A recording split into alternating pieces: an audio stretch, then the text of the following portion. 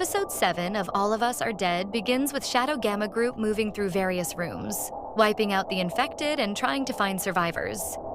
Fronting this pack is Jae-jun, who manages to help secure the area. Only he winds up bitten in the neck for his troubles and quickly turns. Meanwhile, Soju survives, managing to swim from the island back to the mainland. I'm not sure how far that was, but when he makes it back, he's no longer bleeding that heavily and he rushes across the open fields to safety. Elsewhere, Namra is grateful for Soo-hyuk's faith in her. Soo-hyuk admits that the others are really scared and he's doing this to try and help quell their fear. According to Namra, she managed to stave off her cravings thanks to hearing Soo-hyuk's voice in her head. As they talk, Soo-hyuk admits that he likes her, and the pair kiss. Yoon-ji, meanwhile, makes it to the nurse's office. She admits she's starting to get hungry to Young-nam, who cowers on the bed as he watches her head over to the fish tank and eat the fish raw. I mean, if you're hungry, I guess you'll eat anything. Yoon-ji turns her attention to Young-nam, who tries to defend himself. Unfortunately, he's turned into a zombie too. Somehow, Namra can inexplicably hear this take place, with heightened hearing, which seems to be a knock-on effect to being bitten.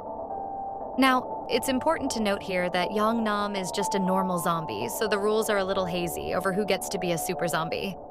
Outside in the parking lot, Guinam runs into his old buddy Myung-hwan, who happens to still be alive and hiding under a car. He slaps Guinam several times before telling him to run for the car across the way. Only, Guihan sacrifices him to the horde, unwilling to be pushed around anymore. Guinam is calling the shots now. Inside the music room, An-jo and Namri patch up their differences. They immediately set to work formulating a plot to escape. Their destination is the roof, but their plan is a risky one. They set up a foundation to block the zombies in one side of the room, using music to lure them all in. In the hope that their barrier will hold, a whole sea of zombies flood into the room. Alongside the choral singing, An-jo bashes cymbals while Dae-soo screams at the top of his lungs. More and more zombies pile in.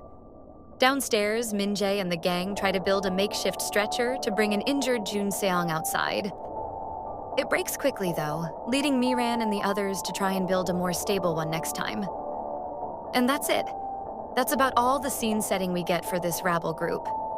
Jae-ik and Ho Cheol manage to make it to safety with the baby and the little girl. Aboard the delivery bike, they make it to the suburbs where, would you believe it, or in gibberish, the online influencer happens to be.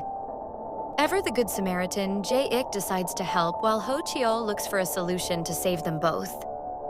Over at the quarantine island, Seon-moo is the man in charge. He speaks to the assemblywoman who urges them to mobilize and try to get the kids out the school. She also confirms that's where Soju is heading. On Seon-moo's orders, they bring in a Black Hawk helicopter and begin surveying the area.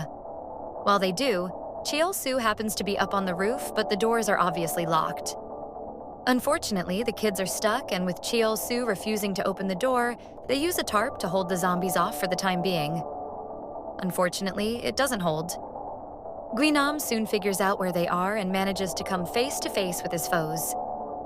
He looks at Cheong-san and gives a menacing grin. If you're watching this channel for the first time, hit the subscribe button and watch other episodes. Until then, it's me, Mitsubishi, signing off.